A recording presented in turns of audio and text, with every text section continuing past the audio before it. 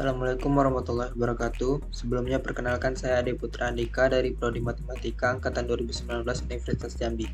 Nah, di sini saya akan mempresentasikan materi tentang regresi nonlinear.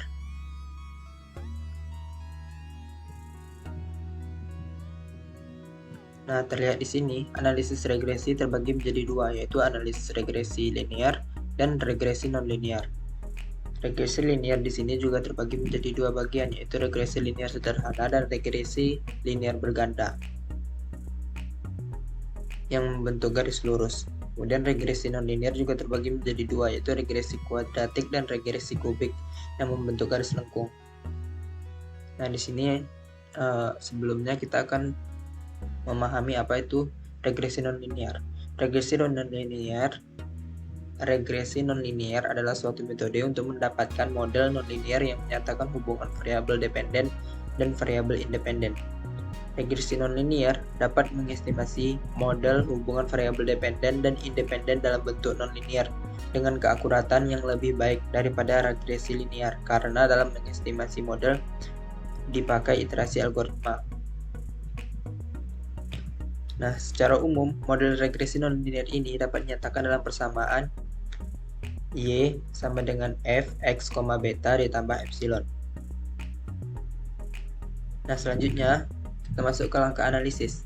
Yang pertama yaitu melakukan penaksiran garis regresi untuk memprediksi pola hubungan antara variabel respon Y dan variabel prediktor X. Hal ini dapat dilakukan dengan melihat scatter plot antara Y dan X. Model linear memiliki kurva yang membentuk garis lurus, sedangkan untuk model nonlinear memiliki kurva yang membentuk garis lengkung. Bentuk persamaan matematis model regresi nonlinear ada beberapa jenis, diantaranya yaitu polinomial dan eksponensial. Polinomial contohnya yaitu Y sama dengan beta 0 ditambah beta 1x ditambah beta 2x kuadrat ditambah epsilon. Ini merupakan contoh kuadratiknya.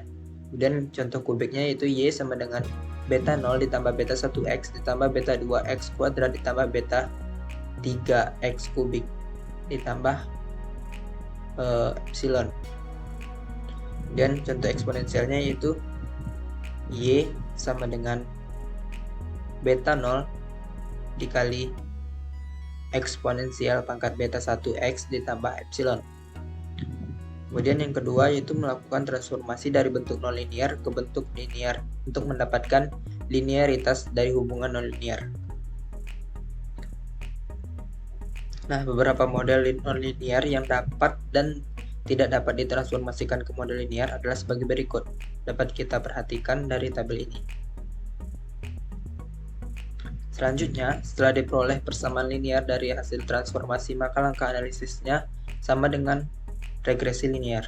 Namun, jika model tidak dapat dilinearkan, maka nilai beta dapat diduga dengan cara meminimumkan jumlah kuadrat residualnya.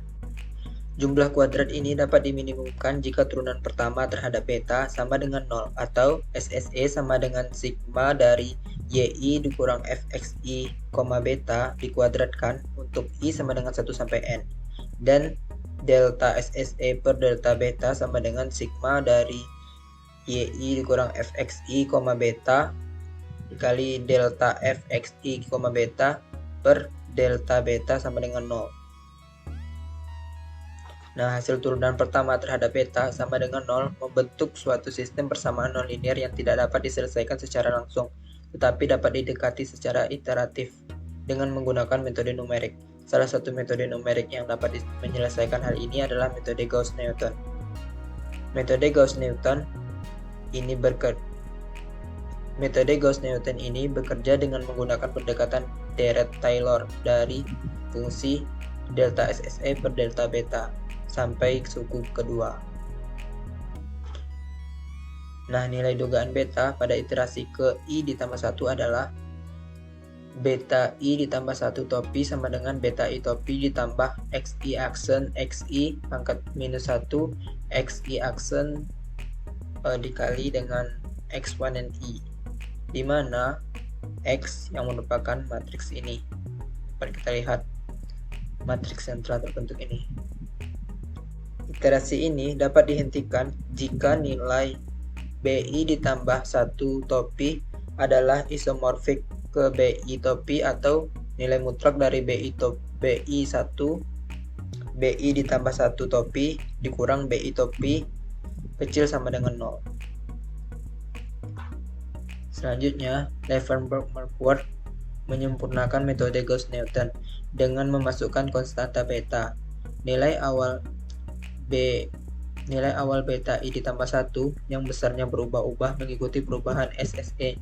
Nilai beta akan diperkecil 1/10 kali dan iterasi diteruskan jika SSE turun serta nilai beta akan meningkat 1/10 kali dan kembali ke iterasi awal jika SSE meningkat.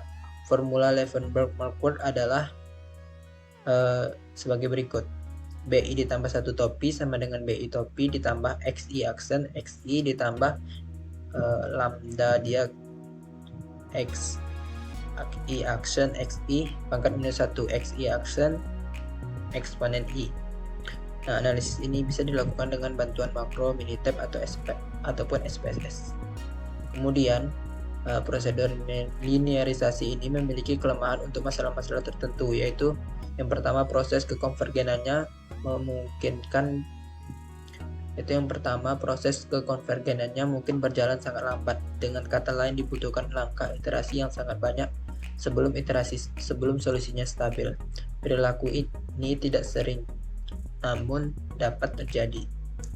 Kemudian yang kedua, ada kalanya solusinya berosilasi atau terus berganti-ganti arah dan sering menaik turunkan jumlah kuadrat tersebut walaupun pada akhirnya solusi mencapai kestabilan.